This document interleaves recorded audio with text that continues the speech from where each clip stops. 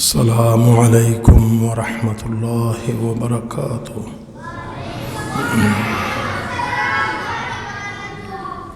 قاری صاحب یہ شور بچوں کا روکیے، اس کی ضرورت نہیں ہے۔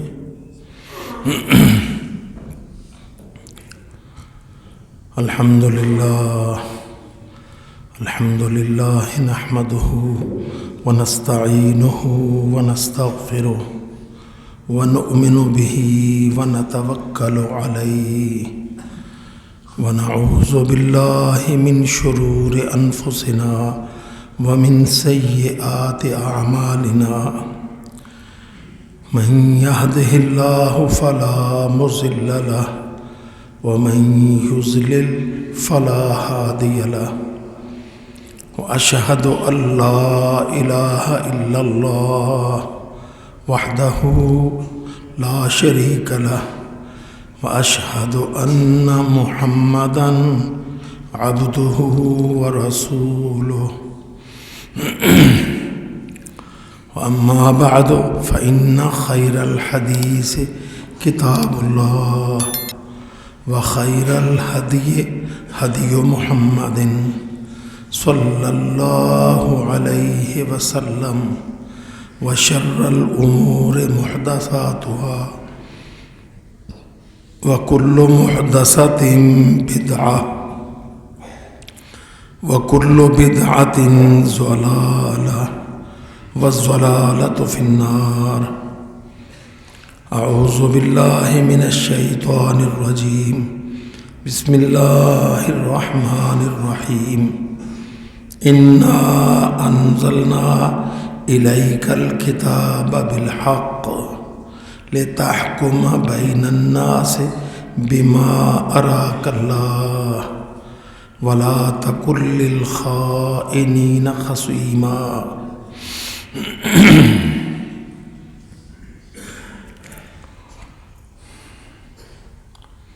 اللہ رب العزت نے مسلمانوں کے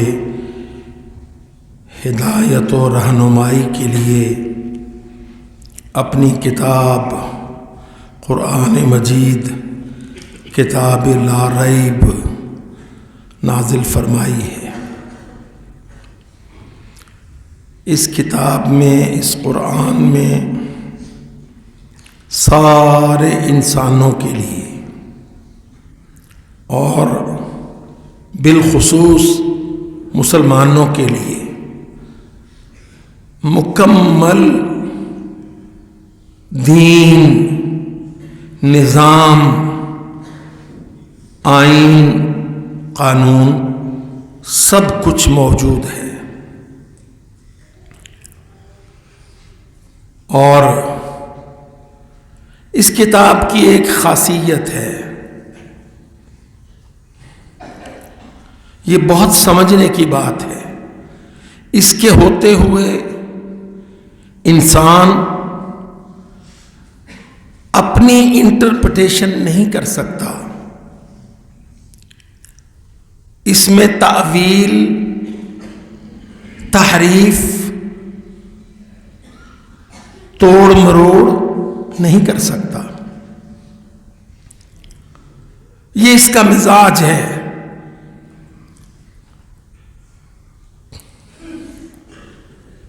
اللہ تعالیٰ نے اس کی یہ شان رکھی ہے کہ اس کی سول اور ٹیکسٹ سب کچھ اس کے اندر ہے۔ وہی اس کا ٹیکسٹ ہے اور وہی اس کی سول ہے۔ اور اس کے مقابل انسانوں کے کسی دور کے کوئی مجموعے اپنی تعویل، تحریف، تفسیر نہیں کر سکتے، اور بلکہ بہت خلاصہ یہ ہے مغرب کے قانون، مغرب کے نظام اور اسلام میں، کہ مغرب نے اپنے قوانین اپنے ہاتھ میں رکھے ہیں اور سب ڈھونگے ہیں، کیونکہ ان کے نزدیک کوئی چیز قطعی، اٹل موجود نہیں ہے. وہ جیسے چاہتے ہیں اپنی مرضی کے مطابق اپنے قوانین کو اپنے اداروں کے ذریعے توڑ موڑ کرتے ہیں. موم کی ناک. اور اللہ کی کتاب جو حکم، جو قانون، جو فیصلہ اس کے اندر ہے، چھوٹا ہو بڑا ہو، کسی قسم کی دنیاوی حیثیت کا مالک کیوں نہ ہو، اللہ کی کتاب اٹل ہے.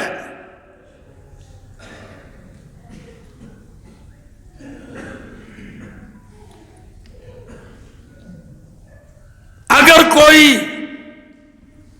کسی وقت یہ تقاضا کرے کہ وہ مرافعات کرنا چاہتا ہے، اپیل کرنا چاہتا ہے، تو اس کو بھی اللہ کی کتاب سے اپیل نکالنی ہوگی کہ میرا یہ حق تلف ہوا ہے. جس قاضی نے، جس جج نے میرا فیصلہ دیا ہے، اس نے اللہ کی اس آیت کے خلاف کیا ہے. میں اپنا استحقاق اللہ کی اس آیت کے مطابق مانگتا ہوں تو شاید سنی جا سکے. وگرنہ اگر کسی بینچ نے، کسی قاضی نے فیصلہ اللہ کی کتاب کے مطابق دیا ہے تو پھر زمین پر اس کی اپیل نہیں ہے.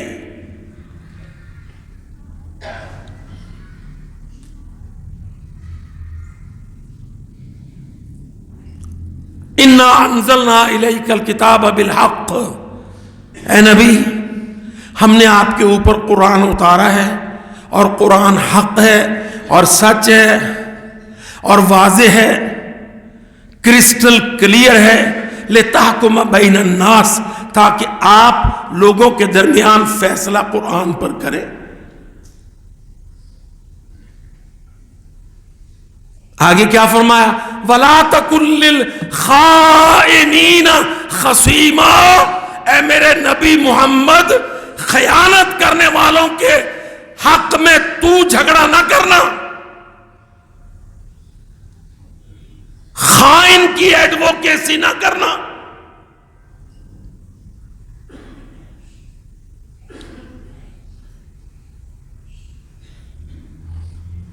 وَلَا تُجَادِلْ عَنِ الَّذِينَ يَخْتَانُونَ أَنفُسَهُمْ، اے میرے نبی محمد جو دنیا میں خیانت کرتے ہیں، کتنی دلیلیں بھونڈی لے کے آئیں، تو ان کی حمایت میں اپنے آپ کو ملوث نہ کرنا. وَاسْتَغْفِرِ اللَّهِ، اللہ سے استغفار کرنا.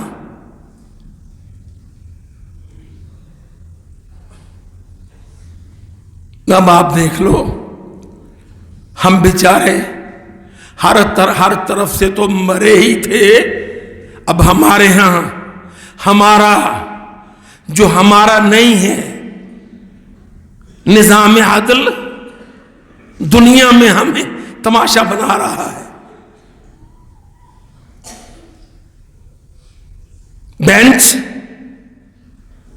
بینچوں کے خلاف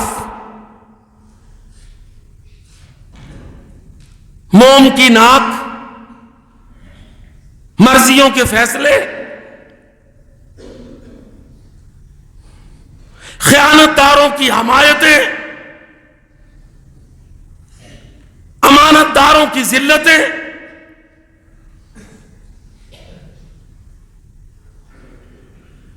روشن سورج میں بند آنکھیں،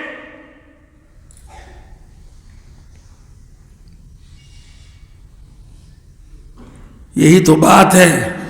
اللہ کی قسم اسلام آبادیوں، ہم نے بڑے بڑے جھوٹ بولے ہیں. ہم بولتے ہیں ریاست، پھر ریاست کے عناصر ترکیبی میں اقتدار اعلیٰ کہتے ہیں، پھر پری ایمبل میں لکھ دیتے ہیں جھوٹ کہ اقتدار اعلیٰ کا مالک اللہ ہے اور اللہ کو کبھی اقتدار میں شریک نہیں کرتے.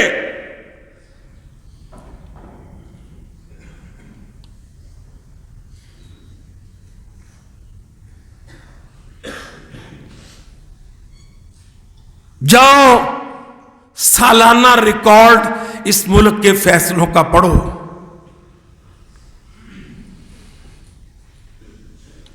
ایک دوسرے کے خلاف، ایک دوسرے کی کاٹ، بڑی بڑی آگسٹ کورٹ،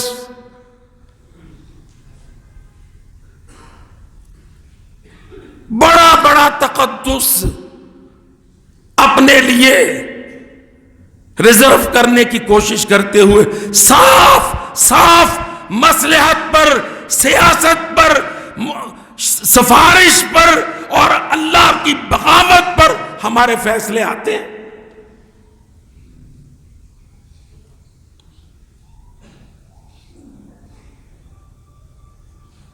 اور دنیا میں ہم اس اکیلے اکلوتے اسلامی ملک کی تذلیل و تضحیق کا باعث بنتے ہیں.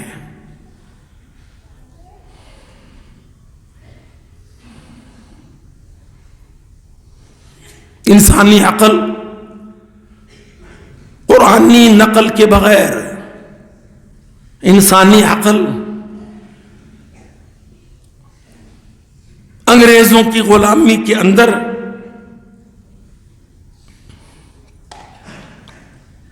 ان کے طریقہ کار کے مطابق جیسے جب جو حکم ان کو ان کا نفس کرے. اچھا، یہ نفس کی خیانت بھی کمال ہے. وَلَا تُجَادِلْ عَنِ الَّذِينَ يَخْتَانُونَ أَنفُسَهُمْ. اللہ کہتا ہے میرے نبی ان کی وکالت نہ کر جو اپنے نفسوں میں خیانت کرتے ہیں.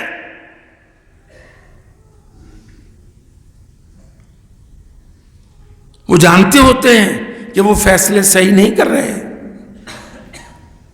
یختانون انفسہم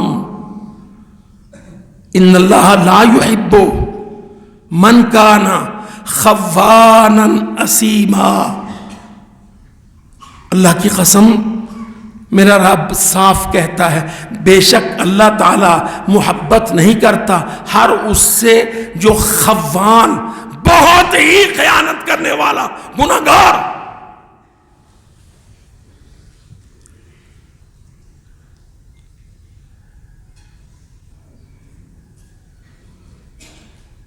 میں نے ہمیشہ عرض کیا، پاکستان کے سیاستدانوں، تم سیاست میں کفر کرتے ہو، جھوٹ بولتے ہو، تم ریاست میں بغاوت کرتے ہو. وَتَجْعَلُونَ رِزْقَكُمْ أَنَّكُمْ تُكَذِّبُونَ. تم نے جھوٹ بولنے کو اپنی معیشت بنایا ہے. وَتَجْعَلُونَ رِزْقَكُمْ، تم روٹی کھاتے ہو جھوٹ سے. وَتَجْعَلُونَ رِزْقَكُمْ أَنَّكُمْ تُكَذِّبُونَ. تم اپنا رزق بناتے ہو تکذیب کو، جھوٹ کو، اور تم جانتے ہو کہ تم جھوٹ کرتے ہو.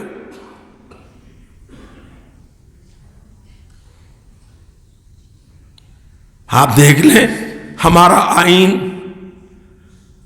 اس کا دیباچہ پڑھیں، اس کا پہلا صفحہ نکالیں، اس میں لکھا ہے کوئی قانون کتاب و سنت کے منافی نہیں بن سکتا.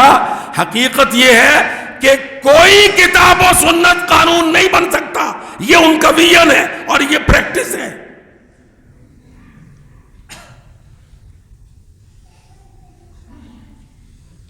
چل رہا ہے نا آج پریکٹس اینڈ پروسیجر بل. کیوں بھائی؟ آپ ہمارے بڑے بڑے عادل جج آگے پیچھے تین دفعہ مسٹر جسٹس، آپ کو اللہ یاد ہے؟ اللہ کا قانون سمجھ ہے، سامنے ہے، مد نظر ہے، ملحوظ خاطر ہے.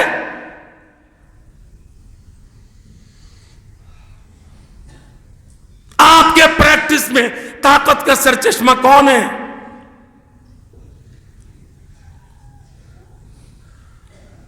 ہماری پریکٹس میں ہم کافروں سے بڑھ کے جھوٹے ہیں. کافر تو کہتے ہیں نا کہ طاقت کا سرچشمہ عوام ہے. اللہ کی قسم ہم تو یہ بھی نہ کہتے ہیں نہ مانتے ہیں. ہماری نظر میں طاقت کا سرچشمہ اقتدار اعلیٰ نہ اللہ کا ہے نہ عوام کا ہے.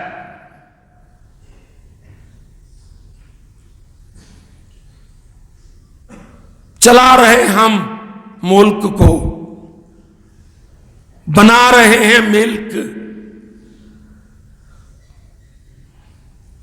کہنے کو ہم کہتے ہیں کہ چلا رہے ہیں ملک، پر کیسے چلا رہے ہیں؟ ہم بنا رہے ہیں اس کو ملک.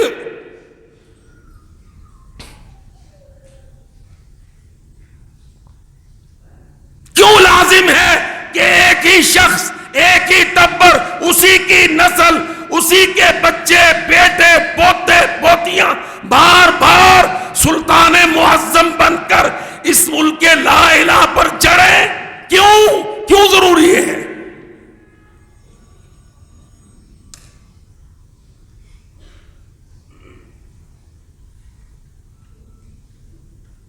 ہمارا ایک اصول ہے محدثین کا، متہم بالکذب،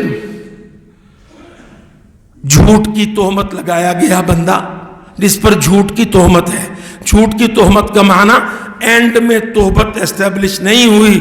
اللہ کی قسم محدث کہتا ہے یہ بات کا معاملہ ہے کہ جو تہمت تیرے پر لگی وہ ثابت ہوئی یا نہیں ہوئی. میرا دین اسلام مجھے پابند کرتا ہے کہ متہم کی روایت قبول نہیں.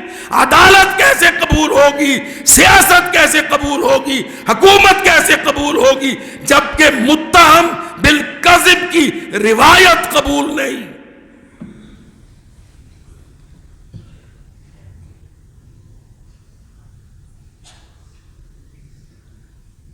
کتنا سنا آپ نے اور کتنا سنایا ہمیں علماء نے. پرانے زمانہ میں ذخیرہ حدیث کیسے جمع ہوا؟ مسلمانوں نے، صحابہ نے، تابعین نے، تبع تابعین نے اس مشکل ترین وقت میں ایک ایک حدیث کے لیے اونٹوں پر، گھوڑوں پر پیدل سفر کیے تاکہ جا کے میں اس راوی کی زبان سے یہ حدیث پاک سن لوں جس کے نام سے یہ مجھ تک پہنچی ہے. نام سے پہنچی ہے تو ایک اور حیثیت ہے، منہ سے میں سن لوں تو روایت میں سند عالی ہے، اندر پختگی ہے. اللہ کی قسم ایک راوی حدیث لینے کے لیے کسی کے پاس گیا جس کے نام سے اس نے سنا تھا، غالباً وہ تابعی تھا کہ وہ فلانا تابعی یہ روایت کرتا ہے کہ میں نے صحابی سے سنا، اس نے اللہ کے رسول سے سنا.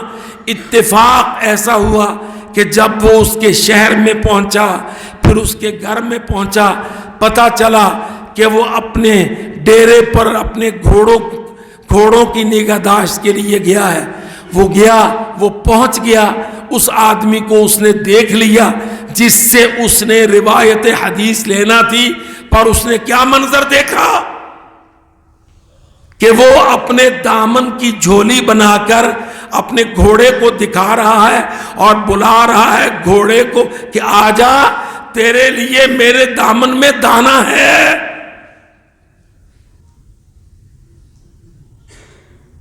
گھوڑے نے مالک کی جھولی دیکھی اور مالک کی طرف لپکا کہ مالک مجھے دانا کھلائے گا.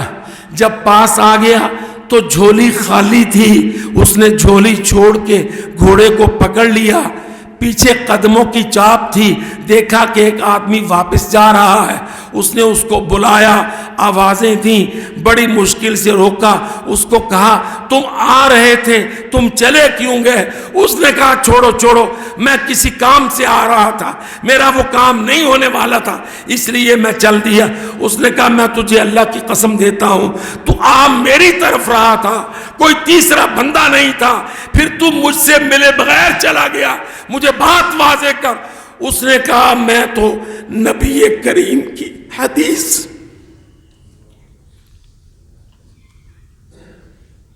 تیری روایت سے لینے آیا تھا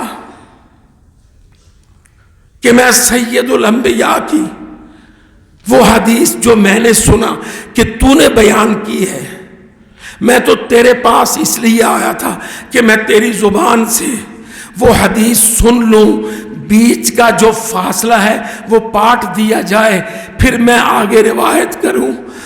تو نے تو ایک جانور کو دھوکہ دیا۔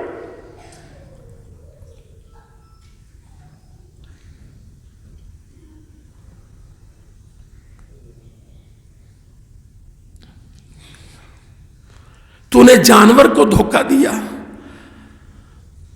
تو میرے نبی کی حدیث کا اہل نہیں ہے، اس لیے میں چل دیا۔ میں نے وہ منظر دیکھ لیا، مجھے اللہ نے دکھا دیا اس کی روایت میں خلل ہوگا۔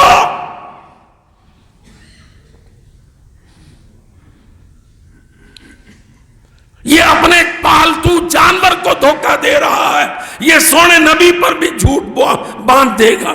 کہتا مجھے اللہ نے یہ منظر دکھا دیا، اس لیے میں الٹے قدموں واپس چلا آیا کہ تو روایت کا اہل نہیں ہے۔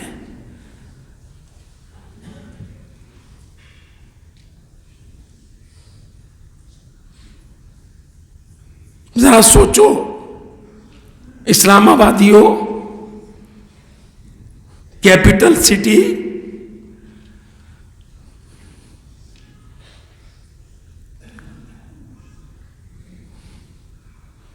راوی گرمی میں پیدل گھوڑے پر شہروں شہر گھومتا سفر کرتا اس بندے کے پاس پہنچا جس کے بارے میں اس کو اطلاع تھی کہ وہ فلانا آدمی نبی پاک سے حدیث بیان کرتا ہے۔ جب اس نے دیکھا کہ یہ تو جانور کو جھولی دکھا کے دانے نہیں ہیں، جانور کو دھوکے سے بلایا، یہ میرے نبی محمد پاک کی روایت کا اہل نہیں ہے۔ پڑھ لو یہ اللہ کی قسم واقعہ۔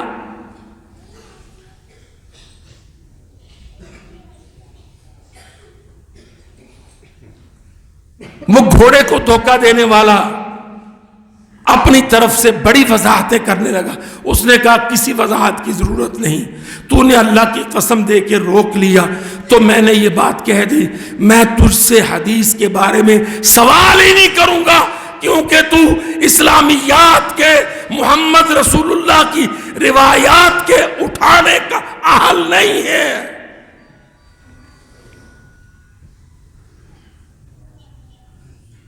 تیری جھولی میں دانے نہیں تھے، تو نے جھولی دکھائی گھوڑے کو تاکہ تو اس کو قابو کر لے۔ یہ ہم ہیں امت پیارے نبی کی، آج مار کھا رہے ہیں سیاست میں اور تباہ ہو رہے ہیں عدالت میں اور ذلیل و رسوا ہو رہے ہیں حکومت میں۔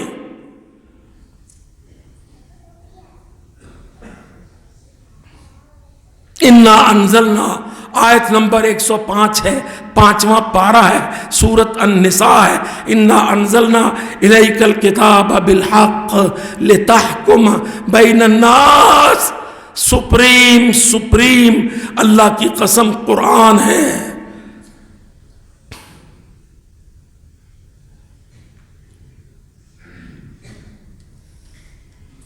کہنے کو کیا کیا کہتے ہیں پتہ نہیں، should be followed by soul and text۔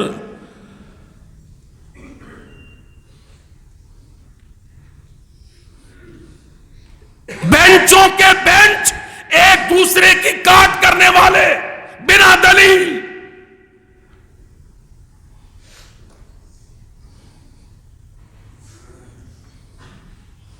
اللہ کا کوئی ذکر و بیان نہیں۔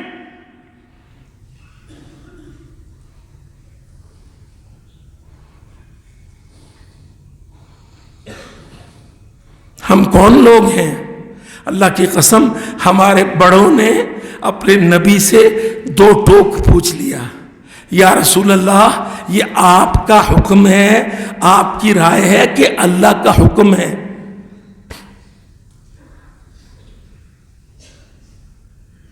ہمارے بڑوں نے اپنے نبی سے یہاں تک کلیئرنس لے لی، یا رسول اللہ جو آپ فرما رہے ہیں یہ آپ کی ذاتی رائے ہے کہ اللہ کا حکم ہے؟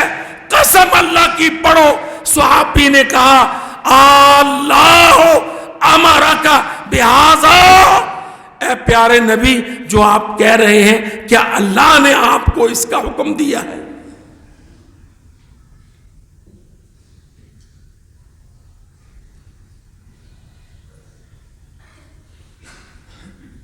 بریرہ لونڈی تھی، بریرہ ایک خاتون لونڈی مغیث کے نکاح میں دے دی مالک نے، جس کی لونڈی تھی۔ مغیث صحابی تھا، بریرہ لونڈی تھی، ٹبر اچھا تھا، خاندان اونچا تھا، حوادث نے لونڈی بنا دیا، اماں جی کی خدمت میں آیا کرتی تھی۔ اماں جی، چھوٹی اماں جان عائشہ صدیقہ، اللہ کی قسم ہمارے پاس تو کوئی اماں جی بھی نہیں بچی، ہماری اماں جی بھی تالیاں، گدا، ڈانس،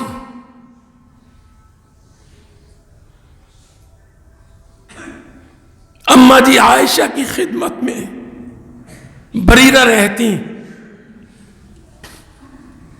اماں جی نے دیکھا یہ لونڈی کسی بھلے گھر کی لگتی ہے، اس پہ تلطف فرمایا، اچھے کپڑے پہنائے، اس کی عزت افزائی کی۔ ایک وقت میں اللہ تعالیٰ نے اماں جی کے دل پر جو رقت طاری کر دی، کہنے لگی بریرہ تم کو آزاد کرتی ہوں، اب تم لونڈی نہیں ہو، ایک عام مسلم سوسائٹی کی فرد ہو، ہیونگ یور رائٹس۔ جو مسلمان آزاد عورتوں کے حق، جا آج سے وہ سارے تیرے حق۔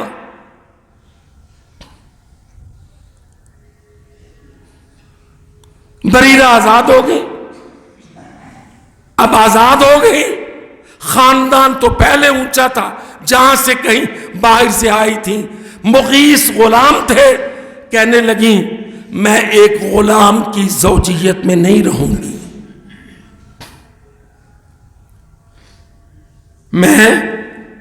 مجھے اماں جی نے، صدیقہ کائنات نے آزادی عطا کر دی، اب میں ایک فری سٹیزن ہوں، ایکول سٹیزن، میری رائے ہے، اسلام نے بھی میری مرضی کو مقام دیا ہے، میں غلام زادے کے ساتھ، غلام کے ساتھ عقدیت و زوجیت میں نہیں رہوں گی۔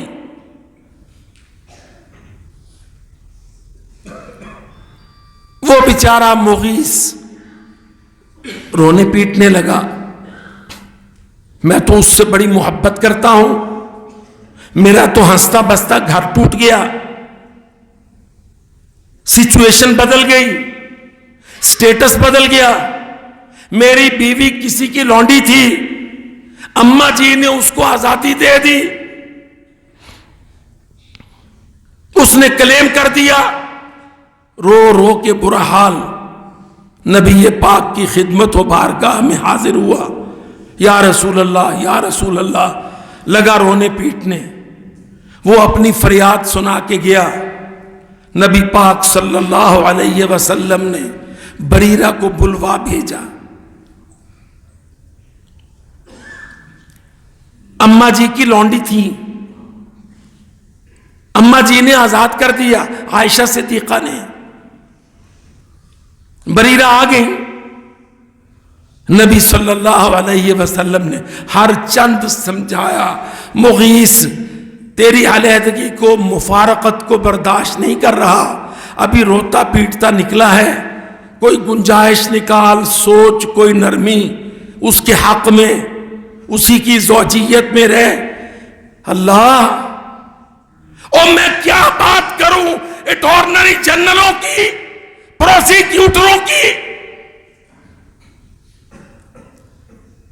تمہارے بوتے عدالتی جوڈیشل سسٹم کی، گلے سڑے بدبودار جوڈیشل سسٹم،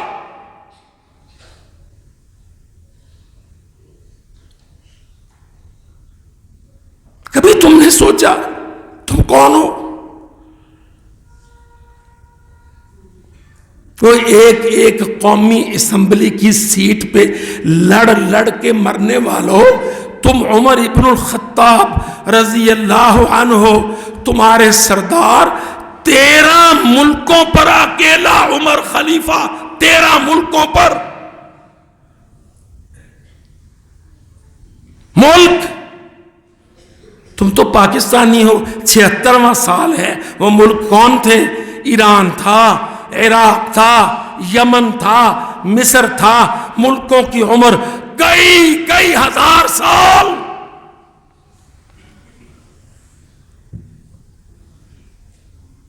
پڑھا ہے نا بقرہ میں، وما انزل علی الملکین ببابل، بابل کہاں تھا؟ عراق میں۔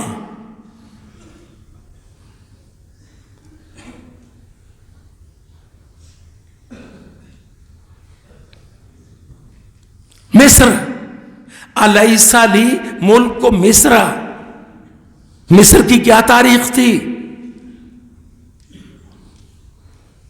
یوسف و یعقوب علیہم الصلاۃ والسلام سے کہیں پہلے کا مصر، تمہارا کل کا پیدا کیا گیا اسلام کے لیے ملک۔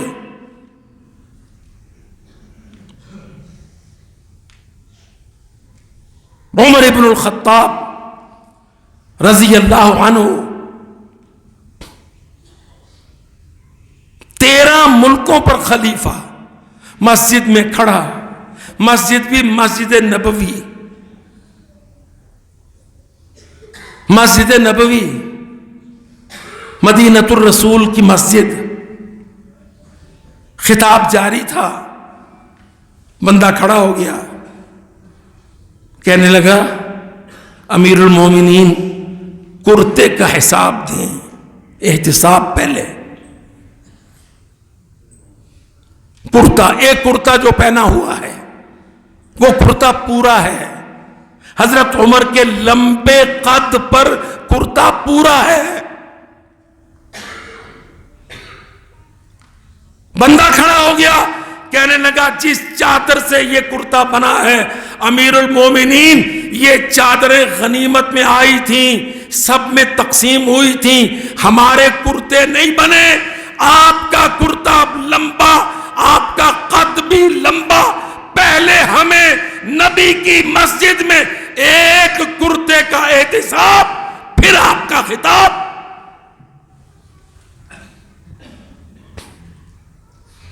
تربیت امت، کیا فرمایا حضرت عمر نے؟ سارجنٹ ایٹ آرمز کو کہا اس کو پکڑو، آئی جی پولیس کو کہا اس کو لے جا کے غائب کر دو، ایسا کہا؟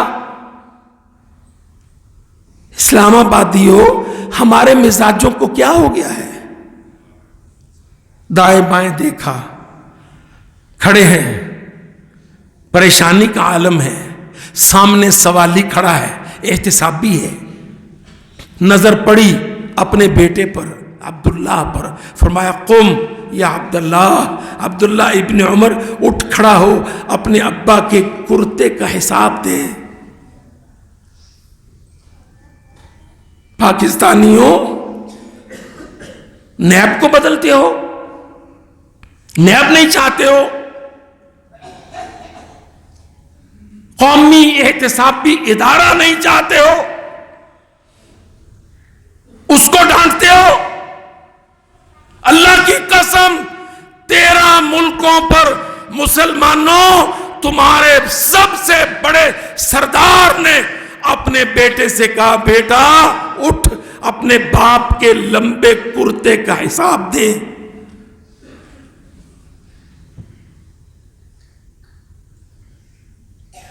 پاک سیاست، بے داغ عدلیہ،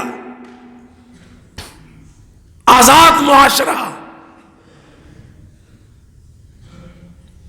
اب بیٹا اٹھا، اس نے کہا چادریں تقسیم ہوئی تھیں لوگوں، میں بیٹا ہوں، یہ میرے والد ہیں، مجھے بھی چادر ملی تھی، میں نے اپنی چادر اپنے ابا کو دے دی۔ خیاط نے، درزی نے 2 چادروں سے ایک کرتا بنایا ہے جو میرے ابا پہن کے آپ کے سامنے کھڑے ہیں۔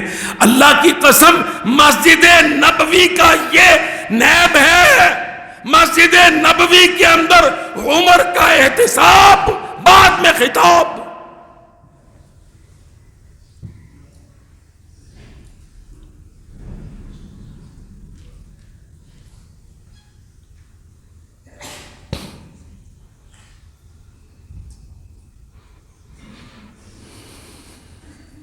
حضرت عمر رضی اللہ عنہ جب حالات آگے آ گئے، کشادگی آ گئی، تو لوگ بھاری مہر، حق المہر، بڑی بڑی رقمیں مہر باندھنے لگے۔ حضرت عمر رضی اللہ عنہ نے مہر کی رقم معین کر دی کہ یہ زیادہ زیادہ ہزاروں دیناروں درہموں کا مہر، اس مہر سے مسلمانوں کی سوسائٹی میں کل مشکل آئے گی۔ آج میں خلیفہ ہوں، پابندی لگا دی، مہر کو اس حد سے آگے نہ بڑھایا جائے۔ اللہ کی قسم خبر پھیلی، مجلس میں موجود تھے، خاتون عورت آ گئی، کہنے لگی امیر المومنین اللہ سے پڑھنے کی کوشش کرتے ہو؟ فرمایا بہن کیا ہوا؟ کہتی اللہ کہتی ہے، اللہ فرماتا ہے وَإِنْ أَرَدْتُمُ اسْتِبْدَالَ زَوْجٍ مَكَانَ زَوْجٍ وَآتَيْتُمْ إِحْدَاهُنَّ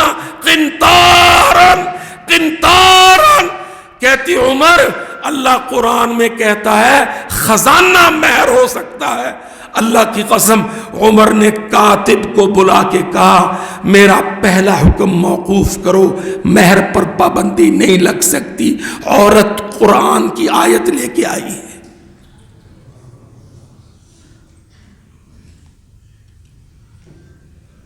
پاکستان کو بچاؤ، سیاست کو بدلو۔ صرف سیاست نہیں، عدالت کو بدلو۔ عدالت کا انفراسٹرکچر قرآن و سنت کے اندر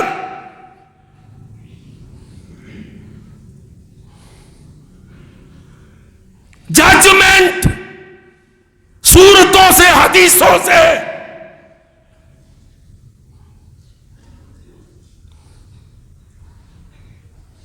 نیب، اور نیب پر ایک آدمی نے کلام کیا، اللہ کی قسم حسبہ اس کا نام ہے، اسلامی فقہ میں الحسبہ۔ ہمارے بہت بڑے قانون دان محترم راجہ صاحب موجود ہیں، راجہ ارشاد بھی، ایک نہیں 101 کتاب ہے اسلام کے اندر ادارہ احتساب پر۔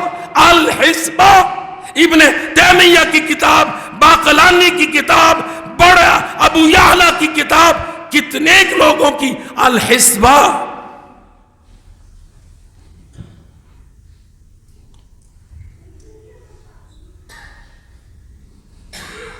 آج بدل لو گے، کل کیا کرو گے؟ کل جو ہر کسی کو آنی ہے، مجھ کو بھی آپ کو بھی، کل کیا ہوگا؟ اللہ کے سامنے حسبہ ہوگا، اللہ کے سامنے احتساب ہوگا۔ اللہ تعالیٰ بندے کو کھڑا کرے گا، قسم اللہ کی میرے پاک نبی نے فرمایا لا تزول قدم ابن آدم، وہاں پر آدم کے پتر کو نہ لندن کا ویزا لبے گا، نہ دبئی کا، نہ پیر ہل سکیں گے. اللہ پیروں کو جکڑ لے گا، کہے گا بتا من این اکتسبا، یہ جو میرے پرنٹ سے زیادہ تیرے اثاثے میں ہے، من این اکتسبا، کہاں سے کمایا تھا، وفیما انفق، اور کہاں خرچ کیا. پیر اللہ تعالیٰ گاڑ دے گا. دیکھو نا، ہم نے حدیثیں پڑھی ہیں، وقت تنگ ہے جمعہ کا، ایک جمعہ کا وقت تنگ ہے. ایک اسلام آبادی بڑے نازک ہیں، مولوی کو ڈانٹنے لگتے ہیں، اس نے لمبا کر دیا ہے. او اللہ کے بندے، مسجد کے باہر تو نے 70 سال میں کیا کھٹ لیا ہے؟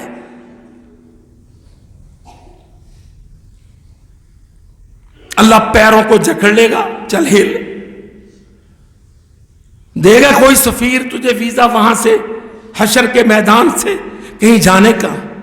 اللہ کہے گا میں نے تجھے پیدا کیا، تیرا میں نے رزق لکھا، فرشتوں نے وہ پرنٹ ساتھ لگایا ہے، اس پرنٹ میں جو تیرے نام پیدائش کے وقت جب تو ماں کے پیٹ میں تھا، 4 مہینے کے بعد روح تیرے جسم میں ڈال دی تھی، ماں کے پیٹ کے اندر تجھے رزق دیتا تھا.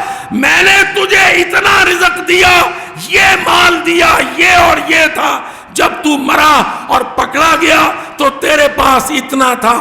آج حساب دے من این اکتسبا، یہ کہاں سے اکٹھا کیا اور کہاں کہاں خرچ کیا.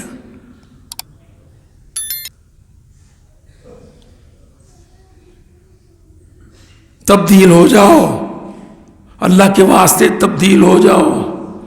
دنیا تھو تھو کر رہی ہے. پاکستانیوں، دنیا تم پر انتظار بھی کر رہی ہے اور تھو تھو بھی کر رہی ہے. دنیا کہتی ہے فلسطینیوں کو پاکستان مدد دے گا، دنیا کہتی ہے مولویان مدد دیں گے، دنیا کہتی ہے سیاستدان زبان کھولے گا. پر پاکستان کا نہ مولوی، نہ مسٹر، نہ منسٹر، نہ سیاستدان، سب کے سب اللہ کی قسم پوری پوری بے ایمانی کر رہے ہیں. فلسطینیوں کا قتل اور ہمارا سیاسی رٹا، کرسیوں کی ہوس.